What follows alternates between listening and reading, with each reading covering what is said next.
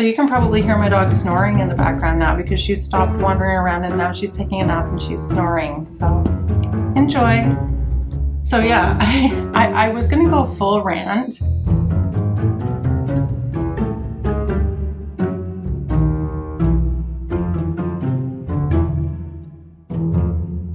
Hi everyone, it's me, Jess. Welcome to another video.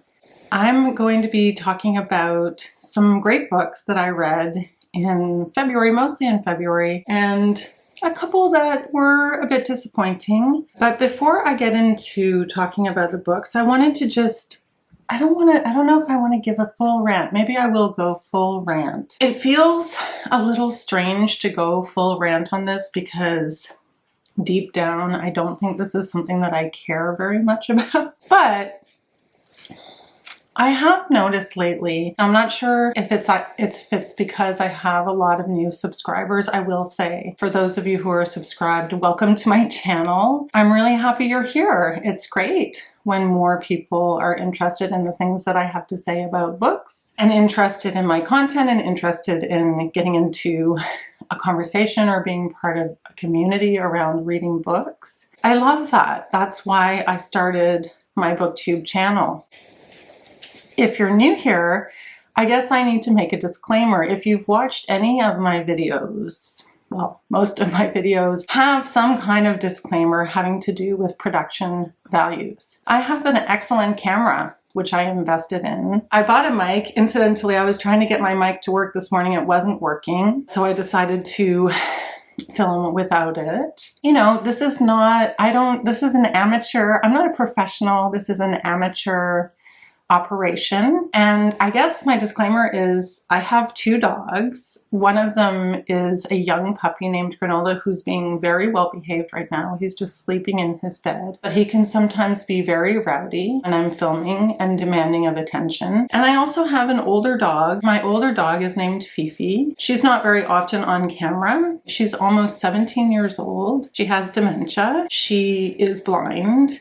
And she wanders around my apartment. You can probably hear her, and you would have been able to hear her on the video that I made about Middlemarch in the first part of the video. Now, I admit that these things can be distracting, and I appreciate that it's annoying. In fact, I get very annoyed with the noise and the irritations of the dogs and the noises around me. Sometimes it's noises from the street. There are all kinds of variables that I can't control for when I'm filming. If I was to go full rant about this, there's a couple things that I would say, because I've seen some pretty negative comments on some of my fellow booktubers' videos saying things like, you know, if you're going to DNF a book, you shouldn't be a book reviewer. All kinds of really sort of, I don't know, just maybe unnecessary comments. And I know that that's part and parcel of putting yourself out there on the internet. So me personally, I don't get too upset about these things because I know that it's just part of the deal. And mostly I do this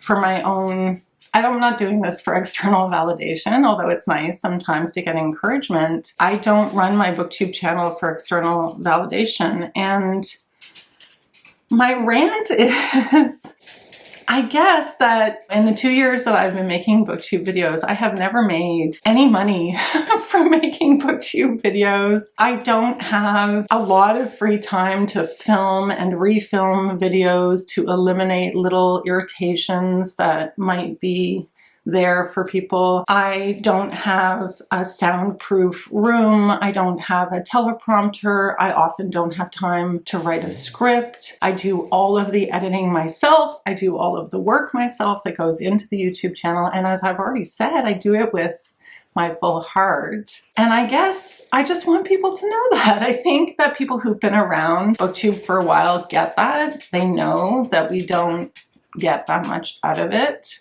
except for the gratification of being part of the community and participating in the really wonderful conversations that we can have together around reading books. And so If you're here and you're newly subscribed, I really will appreciate it if you stick around, but you must stick around knowing that this is not a professional operation. I may say stupid things. You may hear my elderly geriatric dog walking around in the background, and if her claws have not been trimmed recently, it will make a click-clacking noise as it is doing right now. My other dog, Granola, will sometimes interrupt the video.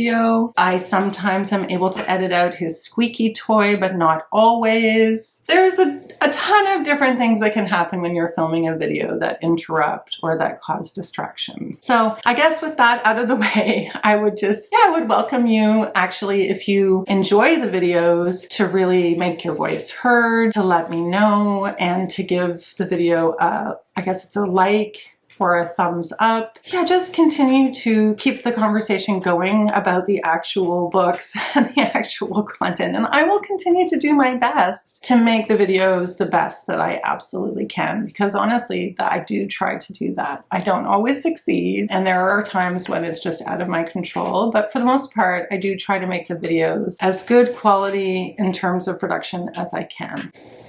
So with all of that out of the way, let's get to the, I think, 5 books that I didn't manage to wrap up in my last wrap-up. I did a January-February wrap-up video part 1, and this is the January-February wrap-up video part 2. So let me just grab the books. I have been reading the books that are in my group for the BookTube prize, and those I cannot talk about until the rankings have been submitted by judges, and yeah, I'm really looking forward to talking about those. I'm also going to be filming a vlog coming up. I'm trying to decide what kind of content to have in that vlog. I think I'm going to read The Vaster Wilds and the first of the women's prize books that I have out from the library, and then She Fell, and also Cocktail, which is a set of short stories from the list on the Carol Shields Prize, so that's coming up. I'm really looking forward to that. I'm going to start with Bad Cree, which is the only book that I ended up reading from the Canada Reads list, the short list that was defended last week. I didn't watch all of the debate. I just didn't honestly have time to watch them all, and when I did sit to watch them, I got kind of annoyed, which I just find the Canada Reads format difficult, and I was not happy with the first few days of Canada Reads because I really didn't feel like there was enough discussion about the books. There was a lot of, I don't know, I just didn't feel like there was enough conversation about the books themselves to make it worthwhile to watch, and I'm disappointed. That being said, I would not have read, well, no, I don't think I would have read Bad Cree if it wasn't for Canada Reads. A lot of people are trying to convince me to read The Future now that it's won that competition and because it's listed on the Carol Shields Prize, and I'm open to giving it a try. I will say that I actually really liked Bad Cree. It's billed as being a horror story, but I didn't find it to be, well, I didn't find it to be so. There are horror elements, like there are some pretty graphic scenes in the book, which I think could be considered horror, but I didn't find it to be particularly upsetting or particularly creepy. Personally, just, I don't know, it didn't hit those notes for me. The story of Bad Cree is about Mackenzie, who wakes up from a dream one morning in her Vancouver apartment, and she's holding on to a pine bough, and she had been holding on to it in the dream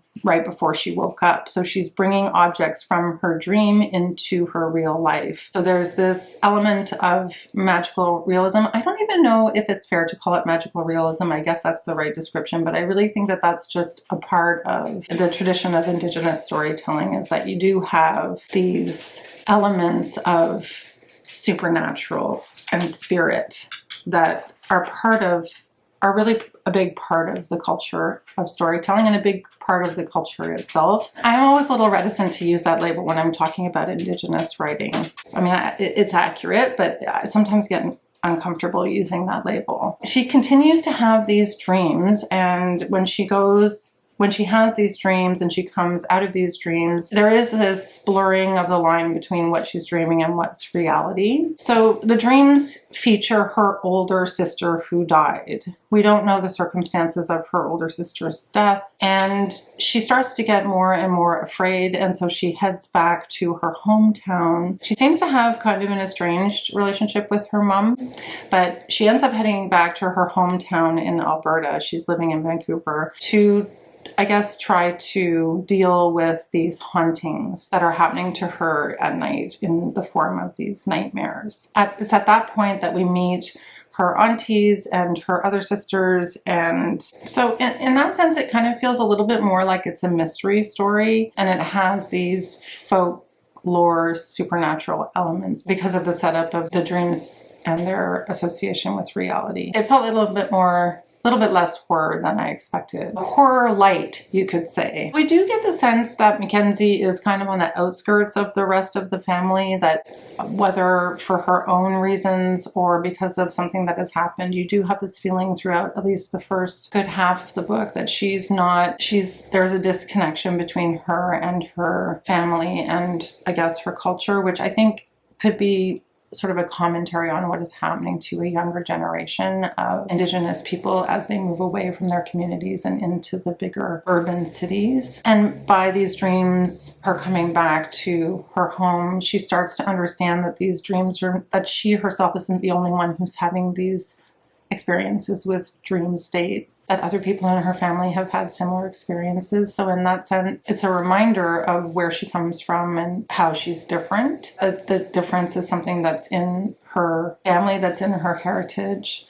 And so I thought that was really interesting. Through the dreams that she has, we have replays of something that happened in the past, which led up to the eventual death of her sister, which is a bit unexplained. I mean, I don't want to give anything away. I think it was really well written in that Jessica Johns was able to create a narrative that gave a lot of suspense. So I was reading, I was really invested in trying to find out what happened and what was going to happen to Mackenzie and what had happened to her sister Sabrina. And there's a lot of exploration of grief in this story as well, because not only had Sabrina died prematurely, but at the same time, they had been mourning the loss of Mackenzie's grandmother, her kokum. And that part was really touching. And I think that the book deals with grief in a really interesting way as well. I really liked Bad Cree. I thought it was a very good read, and it surprised me in how much I really enjoyed this book. It has a very uneasy feeling throughout the book. I think that's because you're going back and forth from the dreams to Mackenzie's reality, and I think that that is done extremely well in the story. And I think that that's what creates this kind of uneasiness, or this feeling of you don't know when those dream elements or supernatural elements might break through into the real world. Like there is a part where, and again, I don't want to give anything away, but there is part in the book where her dead sister is texting her, which is pretty creepy. And there are moments where you don't know whether Mackenzie is imagining these things or they're really happening. So yeah, I think for some people this will turn them off. People who don't like this aspect of Indigenous writing will be turned off by it. And for people who appreciate it, you might really enjoy this book. And the other thing is that what I really liked about it is that it's just full of female characters who all have an important role in the telling of the story. Each of the Cree family women they're all in their own ways dealing with grief. In that aspect, I thought that was really well done. I thought she did a great job of incorporating the different voices of the different women. I think it's sort of a book about processing grief and also processing guilt, and also the notion of being Indigenous and being separated from your culture and traditions. By being separated from those cultures and traditions, feeling othered, and also internalizing that feeling of otherness, that what you're experiencing is abnormal. Because when she goes back to her community, what she's experiencing is accepted. There are explanations for it. There are reasons for it. There's a reconciling of those experiences that is very satisfying for the reader, but I think also for the character of Mackenzie. And it really strengthens her family relationships when she comes back to her community. I think it's a really impressive debut novel, and it took me by surprise. And I will be watching for whatever she publishes next. I'm disappointed that it wasn't better defended, and I'm disappointed that more of the themes of the book weren't explored in the debates. Now, I say that I didn't watch the debates completely because I lost patience with it. So if you watch the debates and you feel like the book was well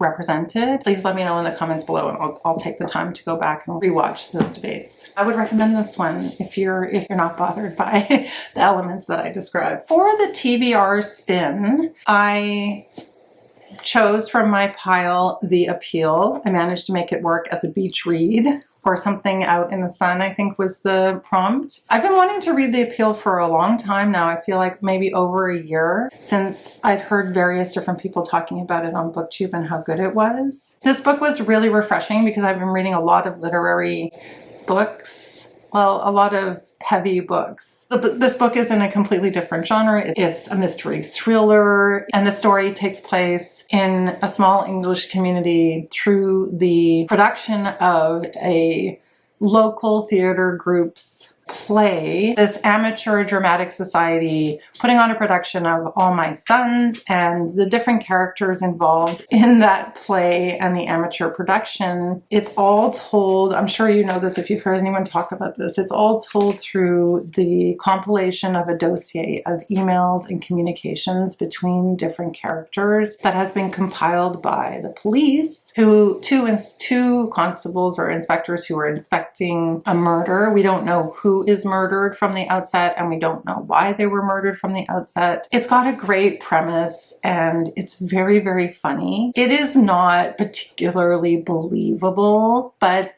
that's not, like, that's the fun of it to some extent, is that this is just such a silly, on the one hand, very silly interplay between these different characters and the little town and the hierarchy within the play itself, in terms of who's got what parts and who's been taken seriously and who has control of the decisions around the play. But also that gets extended to the characters' lives and the little community. And what happens is that at the outset we learn that The Appeal, the title of this novel, is about an appeal that's being made by the couple Martin Hayward and his wife Helen, who are, like, Martin Hayward is the director and the head of this little theater group, and Helen is always the star of all of the plays. They're making an appeal because they are claiming that their young granddaughter is diagnosed with cancer. So the other part of the book is not so much about the production, but it's about this effort to raise funds for this child with cancer. And then the last part that I'll explain of the plot is that there is a couple who have moved into the town who are new to the community, and she is a nurse. I think they're both nurses, and they've come from doing a stint in Africa. They come and they're working at the hospital. One of the women in the play is also a nurse at the hospital, and it's the same hospital where the doctor is who is treating this child with cancer. And it's a kind of a complex plot. Things really build and build and build, and then there's this very explosive scene at a dress rehearsal, and the next day a dead body is found, and soon an arrest is made, and then we're supposed to decide who murdered this person and why, and it all kind of unravels from there. This was really an entertaining, lovely distraction from very serious themes, although I think she does deal quite well with some of the ideas around fraudulent scams and people raising money in ways that are kind of nefarious. I mean, I'm not gonna give away what happens in this particular story, but it's just that they do go quite deep into the fundraising around The Appeal. The Appeal is a bit of a play on words because it's the appeal. They're actually putting together evidence for the appeal of the person who's accused of the murder. And there's the appeal, which is the appeal for raising funds for little Poppy who is diagnosed with cancer. So yeah, it's funny because in the book, it's really good. In the book, there is a point where the detectives are supposed to figure out 3 people are not who they say they are, and you need to figure it out, and 1 person is not real, and you need to figure that out. And so it's a definitely great brain teaser for anyone who likes you've got to figure it out mystery. I really enjoyed it. I read it very, very quickly as well. It was very readable and a very quick read, and yeah, it was a lot of fun. I enjoyed it. A lot of characters to keep track of though. Yeah. I mean, there were moments where I was like, wait, I'm confused, but that's okay. That's normal for me with a book like this. Yeah, it was very hard to put the book down, I will say, because of the format that she chose, because she's really just giving you small snippets of information in every section. And so it was just, your brain just wants to have another snippet of information, another snippet of information, another snippet of information. I did get to the point where, because it is quite long, I did get to a certain point where it's like, I'm starting to lose interest because it's just, I'm not getting enough resolution quickly enough. But that just could be because I'm a bit of an impatient reader. So if you haven't picked up the appeal and you're interested in a murder mystery that's going to give your brain a lot to chew on, I would recommend it. And if you've already read it, let me know what you think in the comments below. This book I read was The Forbidden Notebook by Alba de Céspedes. I probably am not saying that right. I'm not sure what to make of this book. I had a bit of a hard time reading this book. I had a bit of a hard time getting back to it. There were moments when I was reading this book where I actually found it kind of boring. I know that it's very well liked in the booktube community, and I can understand and appreciate why it's a good book. The premise of the story, well, first of all, the author herself died in 1997, and I guess that this is a classic that I'm not sure about the details of the publication and why it took so long for it to be published. So Alba de Céspedes was a best-selling Italian-Cuban novelist, poet, and screenwriter, and she is actually the granddaughter of the first president of Cuba, which I didn't know. She was married at 15 years old. She became a mother by the time she was 16, and she began her writing career after she had divorced at age 20. And she worked as a journalist in the 1930s, and I think she was very political. She was jailed for anti-fascist activities, and all of that I learned about her life is very, very fascinating. I think I would really enjoy reading a book about her life. But this book, The Forbidden Notebook, has just been recently published. Just don't know what the circumstances of the publication were. So if anybody does know, maybe you can let me know in the comments below. The story in The Forbidden Notebook is about a woman named Valeria who one day she's out for a walk and she stops at the local tobacconist, and he sells her a notebook, a little black notebook that she decides to keep hidden, and she's never kept a journal before. She's in midlife and she starts to write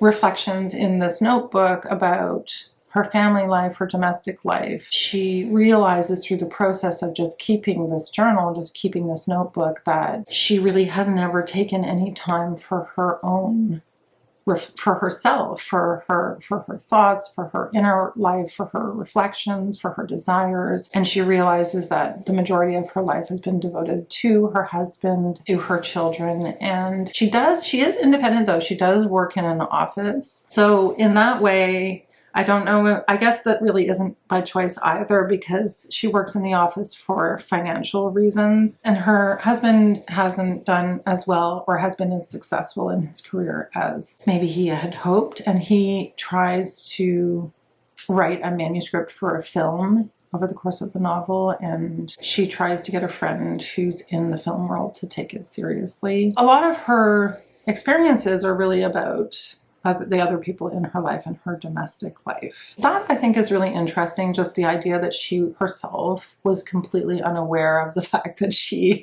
was ignoring her own needs and her own desires, and even space for herself to take time. And then that little crack that's created by keeping this journal, that little crack of a dawning in her mind, I feel like kind of has a domino effect in the story, and she starts to open her eyes to what she's been missing. But she's I think it's a very challenging realization for the character, because at one point she says, if you're 46, it's not like you can go back and relive your life. And so there are parts of this book that were very depressing. I found them really sad. I really found it very sad, and I think on the one hand it makes for a very interesting reflection on women's role in society, but it's not something that I feel like is new, or I mean, it was written in the 50s, I think. So it's reflecting a specific period of time right after the war in Italy. She goes through some trials and tribulations with both of her kids. Her son is getting married to a woman who she doesn't really like very much, and her daughter is not behaving the way she thinks her daughter should. I think there's a presentation of the generation gap there, but her daughter is kind of annoying. And I think that she really just is thinking, the whole idea is for her to think about her life beyond her domestic identity as a mother and a wife. And so from that perspective, I think it was definitely worthwhile to read. I think because it was written in this diary form, and because I don't know, there was something about it that I was having trouble just going back to. I was having a hard time feeling invested. And I'm just not sure if it was because I was reading it at a time when I was really busy, or if it's something about the way that it was written, that the topic just wasn't that interesting to me. I think it was good. I think there's a lot of people who will really, really like it. And there's definitely a lot of people who really loved it on BookTube. For me, it was just like an okay book. I thought it was interesting. I thought it was a sort of quiet book that was pointing out some really interesting things about women's lives at that time. But it was a bit depressing at the same time too. And I think it was meant to be. I would have loved to have been part of the discussion about this book. I think it would be a great book to read for a book club, because I'm sure there's plenty to talk about in a conversation with other people. I read The Rachel Incident for my book club by Caroline O'Donoghue, and I was really charmed by this book. I enjoyed it so much, and I subsequently found out this is Carol O'Donoghue's debut.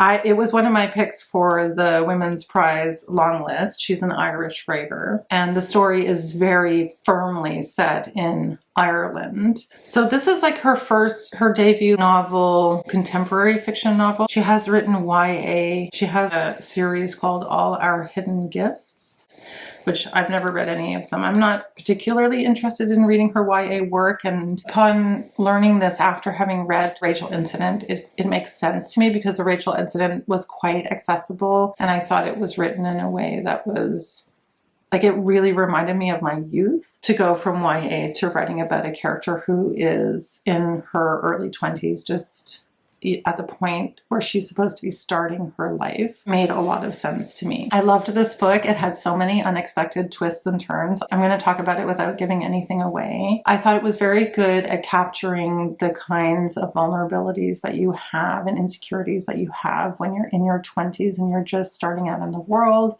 of work, and you're still in university, and you're really starting your real life, living on your own, and you're trying to be responsible, and the challenges that come along with trying to be responsible, and the temptations that come with not being so responsible or even ethical. In fact, Rachel's character is a little bit of a gray character. I'll get into that in a few minutes, but first I'll just describe briefly the plot. Rachel is our protagonist. She's just out of the period in her life where she's been living at home, and she's in university. She's working at a bookstore. She meets James at the bookstore. He also works there, and they form a very fast friendship and a very tight bond. And the story is actually told by the older Rachel looking back on the younger Rachel. So we know that Rachel is okay, that she survived this period of her early 20s, and that she's okay in the end. So there's no question about that. And so I appreciated that. I kind of liked the perspective of the older Rachel looking back on her experiences in that early part of her adult life. It really made me feel like I did back when I was in my 20s.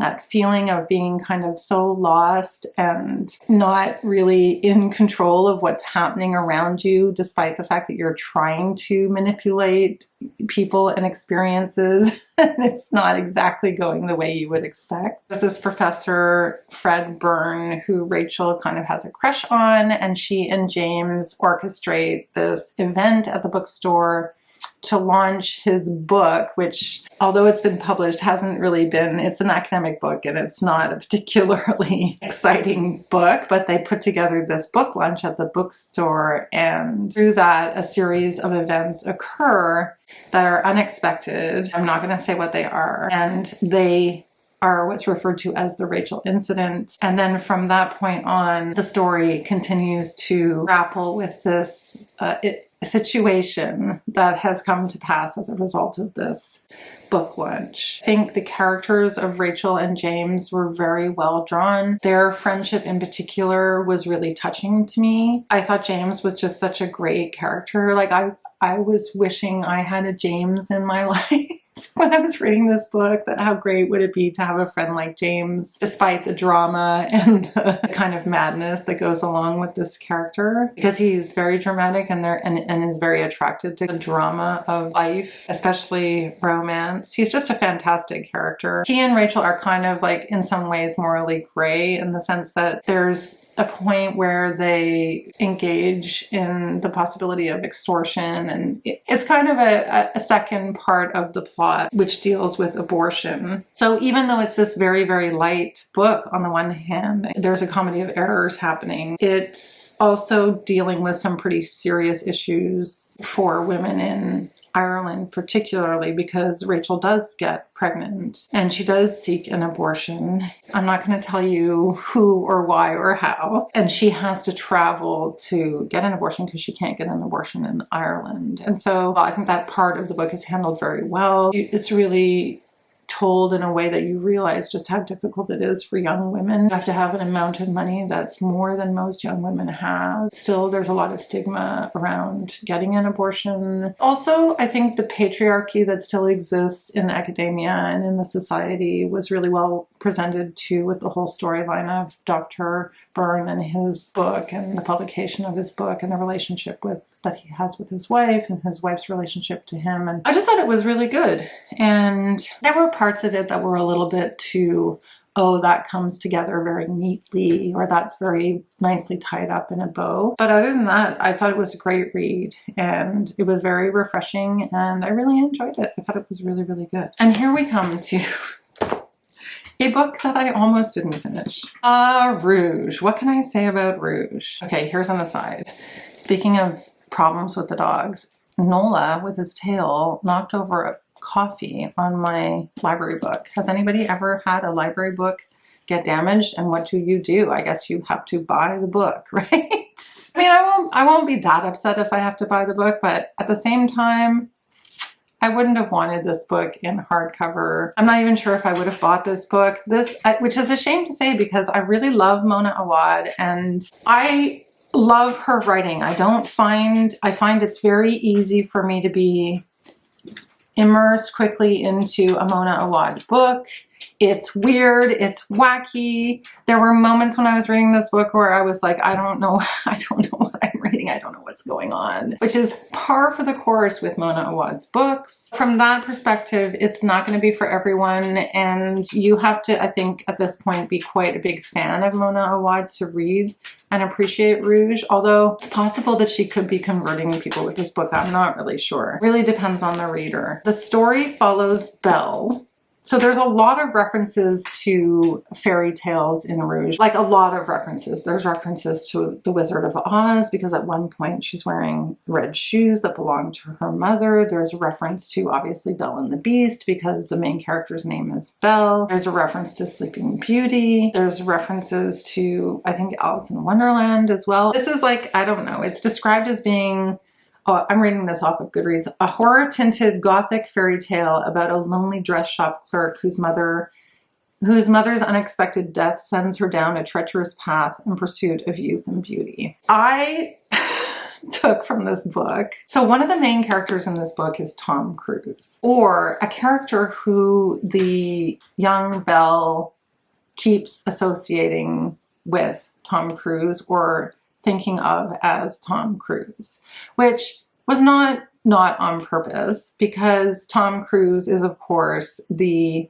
poster boy for Scientology. And to me, for my reading of Rouge is all about cults and the way that people get manipulated into being in a cult and then participating in the activities of the cult, which is what essentially happens to Belle when she travels to California to deal with the aftermath of her mother's death. Her mother dies in a mysterious way. She's out walking and she falls and dies. I think like she's out on the beach and I don't know if she drowns or if it's a little bit unclear, but her mother dies, and then there are a lot of questions about her mother's death. So that's a part of the novel. And a strange woman appears at one point at the funeral. As a strange woman in red appears at her mother's funeral. She's offering information about what happened to Belle's mom, and Belle is intrigued, and that's how she gets kind of hooked into this idea that her mother was going to this very exclusive spa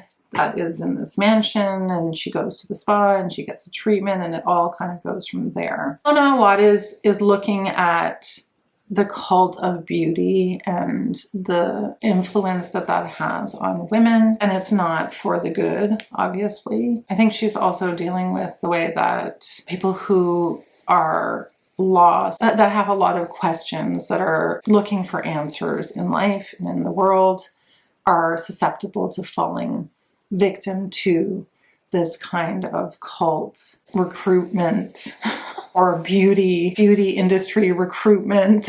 People who are feeling less than valuable, less than worthy, and also have a lot of questions just about their lives and sort of their place in the world. One of the really interesting things that Mona Awad does in this book that I thought was really cool is that she's constantly having Belle hear words differently from how the words are being spoken. So I don't know if I marked anything. She would always change words. I always have the perfidious words to give. Perfect, I mean. Perfidious meaning untrustworthy. Like she was always swapping out words for other words. Okay, I don't know if this is interesting to anyone. Anyway, I don't know. What can I say about this book? Mona Awad, like you have to be a fan of Mona Awad to appreciate Rouge. I don't think there's any way you can read Rouge and not trust the author, forgive the weirdness, and just kind of get into the book in your own way, because she's very smart and she's doing a lot of different things in the book. A lot of it went over my head, but there's a lot of interesting things that she's doing in the book, and upon further reflection, I could probably give some deeper thoughts about it. But I will read you a little passage just because I love reading from Mona Awad. So I will finish off with a little passage from Mona Awad's book. So a lot of really crazy things happened to Belle over the course of trying to find out what happened to her mother. She ends up getting sucked into this skincare treatment spa place in this mansion, and one evening we realize that it's like her final treatment and that it's actually a cult. I don't want to give too much away. Sylvia never asks me about the house directly again. She never asks why I washed up in a torn white and red silk dress on the shore like I did. She never asks why I went insane in her clothing store. She never asks, and I never tell her that I did indeed walk the path along the cliff in a pair of mother's red shoes, shoes I seem to have lost in the night of water. Shoes that led me down the very same path she must have walked, that led me right to her in the end. I never tell Sylvia about going the way of roses, where I very nearly became my most magnificent self. I never tell her about the treatment room where the black box of my mind was opened and I came face to face with my deepest secret, almost lost my soul in the shape of a red jellyfish.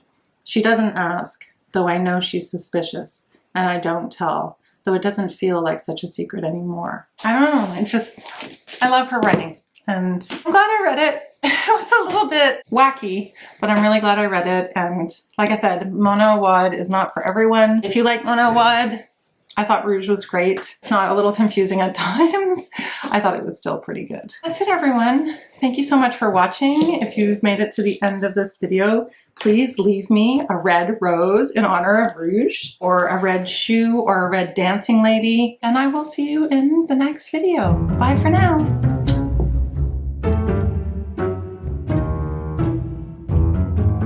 I love a good morally gray, oh, I'm on Goodreads and it says there's a giveaway. There's a giveaway for Rouge on Goodreads for the next 13 days if anybody wants to enter. She never asks, and I never tell her that I did indeed walk the path. See, now my dog is walking around. What can I do? There's not very much I can do about it.